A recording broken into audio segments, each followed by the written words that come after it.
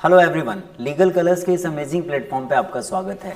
तो आज हम सीखने वाले हैं section 11 of Hindu adoption and maintenance act 1956 को, जो एक वैलिड अडॉप्शन के लिए कुछ कंडीशंस को बताता है जिसे अडॉप्शन के लिए सेटिस्फाई करना जरूरी है, जो अडॉप्शन में लेना चाहते हैं बच्चे को। तो चलिए देखते हैं section 11 of Hindu adoption and maintenance act क्या कहता है।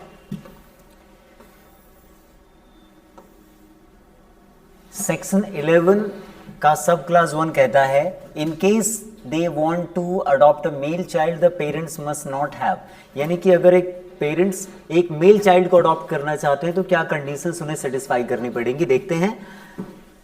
तो सेक्शन 11 का सब क्लास 1 क्या कहता है, in case they want to adopt a male child the parents must not have, यानी अगर एक कपल को, एक पति पत्नी को एक हिंदू बच्चे को अडॉप्ट करना है तो क्या करना पड़ेगा उन्हें, they must not have a legitimate Hindu son, उनका एक जायज हिंदू बेटा नहीं होना चाहिए। एक बच्चा अडॉप्ट करने के लिए, मेल चाइल्ड अडॉप्ट करने के लिए उनके बेटे का बेटा नहीं होना चाहिए, या फिर बेटे के बेटे का बेटा नहीं होना चाहिए, चाहे ब्लड लेजिटिमेट ब्लड रिलेशन से या फिर अडॉप्शन से। Living at the time of adoption, adoption के टाइम पे वो जिंदा नहीं होना चाहिए, चाहे बेटा बेटे का बेटा या फिर बेटे के बेटे का बेटा, लेजिटिमेट ब्लड रिलेशन से या फिर अडॉप्शन से, कैसे भी नहीं होना चाहिए। Similarly we will move to the sub class 2 of section 11। वो कहता है, in case they want to adopt a female child the parents must not have, अगर वे एक फीमेल चाइल्ड अडॉप्ट करना चाहते हैं तो दे must not have a legitimate Hindu daughter, उनकी जायज हिंदू डॉटर नहीं होनी चाहिए। जो पति पत्नी एक बच्चे को, चाइल्ड को गोद लेना चाहते हैं, एक फीमेल चाइल्ड को गोद लेना चाहते हैं, उनकी अपनी बेटी या फिर बेटे की बेटी नहीं होनी चाहिए, सन्स डॉटर भी नहीं होनी चाहिए।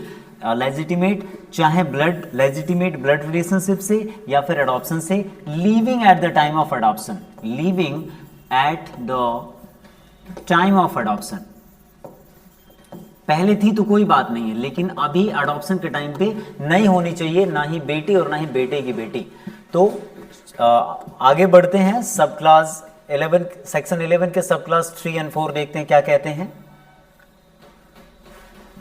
सेक्शन 11 का सब क्लास 3 कहता है, adoption of female child by a male person, अगर एक मेल पर्सन अकेले, उसकी पत्नी नहीं है, मेल पर्सन अकेले एक फीमेल चाइल्ड को अडॉप्ट करना चाहता है तो क्या कंडीशंस उससे सेटिस्फाई करनी पड़ेंगी।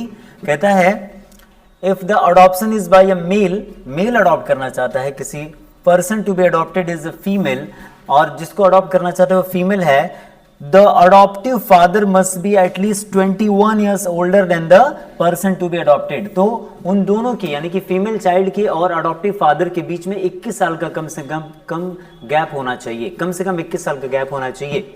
और सिमिलरली यही कंडीशन अप्लाई होती है अगर एक फीमेल, सब क्लास 4 कहता है, अगर एक फीमेल जो है एक मेल बच्चे को अडॉप्ट करना चाहती है, अगर एक मेल बच्चे को अडॉप्ट किया जाना है एक फीमेल के द्वारा, तो क्या होगा, उसकी भी उम्र में, यानी कि उस अडॉप्टिव मदर की उम्र में और उस बच्चे की उम्र में, मेल चाइल्ड की उम्र में 21 साल का अंतर होना चाहिए कम से कम।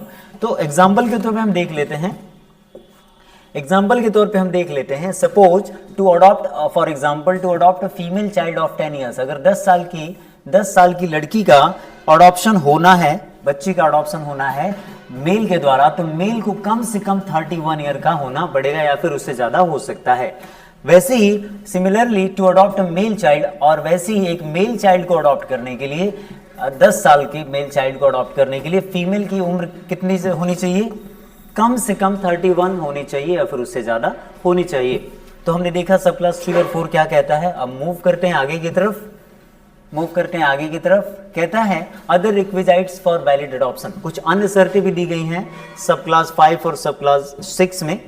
क्या कहता है, इन द सेम, सब क्लास 5 कहता है, the same child may not be adopted, यानी कि the same child may not be adopted simultaneously, यानी एक साथ बाय 2 और मोर पर्संस। अगर आप सोचिए कि 2 या 2 से ज्यादा लोग सोचे कि चलो हम लोग मिलकर एक गोद ले लेते हैं एक बच्चे को, तो ऐसा नहीं हो सकता। एक साथ उस बच्चे का एक से ज्यादा कोई व्यक्ति, 2 या 2 से ज्यादा कोई व्यक्ति गोद नहीं ले सकता है। पति पत्नी को 2 नहीं माना जाएगा, पति पत्नी को एक ही माना जाएगा, वो एक ही माना जाएगा, इसलिए वो गोद ले सकते हैं, लेकिन 2 अलग अलग इंडिविजुअल्स पति पत्नी के अलावा गोद नहीं ले सकते एक ही बच्चे को एक टाइम पे।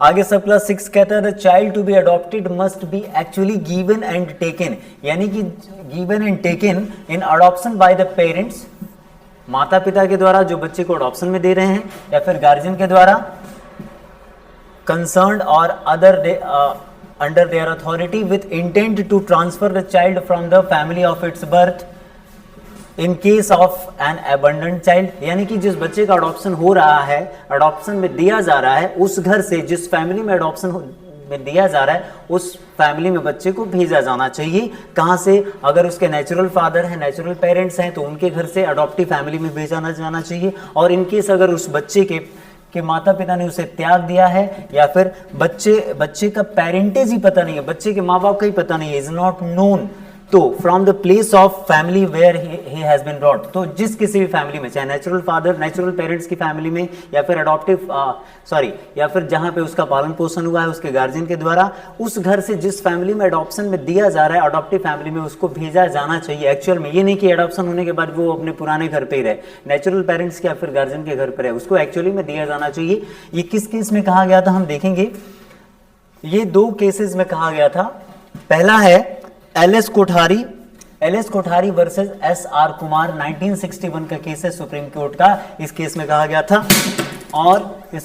गया था, और जोगिंदर माझी वर्सेस बलियार सिंह 2007 ओडिशा के केस में ये कहा गया था कि ceremony of giving and taking child is quite essential for the valid adoption, यानी कि बच्चे को वाकई में अडॉप्शन में देना, तो यानी उस बच्चे को ट्रांसफर कर देना अडॉप्टिव फैमिली में, ये बिल्कुल होना चाहिए, तभी उस अडॉप्शन को वैलिड माना जाएगा। तो ये इन दोनों केसेस में कहा गया था। अगला पॉइंट क्या है? Provided that the performance of datta homam shall not be essential to the validity of an adoption. ये जरूरी नहीं है कि जो अडॉप्शन के टाइम पे कोई पूजा पाठ हो, वो जो दत्ता होमम का मतलब है कि घी को आग में डालना, वो स्वाहा आपने देखा होगा, उसी को दत्ता होमम कहा जा रहा है। तो ये जरूरी नहीं है कि दत्ता होमम वाली जो सेरेमनी है वो जरूरी नहीं है वैलिड अडॉप्शन के लिए, वो हो ना हो कोई प्रॉब्लम नहीं है। जो भी शर्तें दी गई हैं Hindu adoption and maintenance act में, उनको सेटिस्फाई करना जरूरी है। अगर वो हो गया तो ये दत्ता होमम जरूरी नहीं है वैलिड अडॉप्शन के लिए। केस लॉज आपने देख ही लिया है। अब थोड़े से क्वेश्चंस है, 1-2 क्वेश्चंस, उनको हम सॉल्व कर लेंगे so that we may get satisfied कि हमने जो भी पढ़ा है क्या हमने वो सच में सीखा है कि नहीं। क्वेश्चन 1 कहता है A and B has a son C, A और बी का एक बेटा है C, C has converted to Christianity, C ने धर्म बदल लिया, वो क्रिश्चियन हो गया। Can A and B adopt a son, क्या ए और बी एक बच्चे को गोद ले सकते हैं? आप आंसर सोच लीजिए। तो आंसर होगा यस दे कैन, हाँ वे एक बच्चे को गोद ले सकते हैं। कारण क्या है? सेक्शन 11 कहता है कि एक बच्चा उनका हिंदू और लेजिटिमेट हिंदू सन नहीं होना चाहिए। यहाँ तो इनका सन है लेकिन वो क्रिश्चियन बन चुका है, तब वो एक बच्चे को अडॉप्शन में ले सकते हैं, बिल्कुल ले सकते हैं। हमारा जवाब होगा हाँ। एक और क्वेश्चन है,